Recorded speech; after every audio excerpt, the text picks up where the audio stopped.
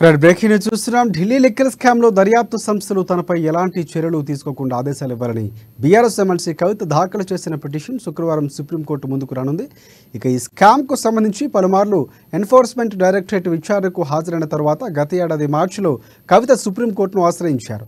ఆమె తరఫు అడ్వకేట్ వందనా సెఘల్ మొత్తంగా 105 పేజీలతో రిట్ పిటిషన్ దాఖలు చేశారు. ఈడీ ఆఫీసుకు మహిళను విచారణకు పిలవచ్చా అనే అంశాన్ని కూడా పిటిషన్లో పేర్కొన్నారు ఆయన.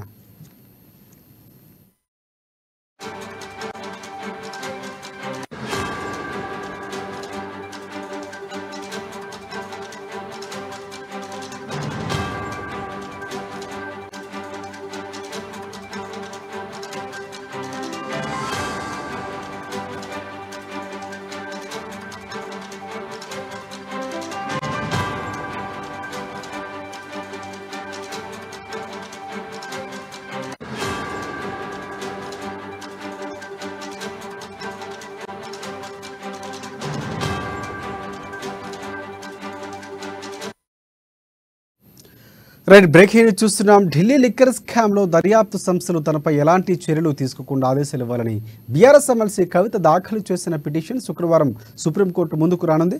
ఈ స్కామ్కు సంబంధించి పలుమార్లు ఎన్ఫోర్స్మెంట్ డైరెక్టరేట్ విచారణకు హాజరైన తర్వాత గత ఏడాది మార్చిలో కవిత సుప్రీంకోర్టును ఆశ్రయించారు.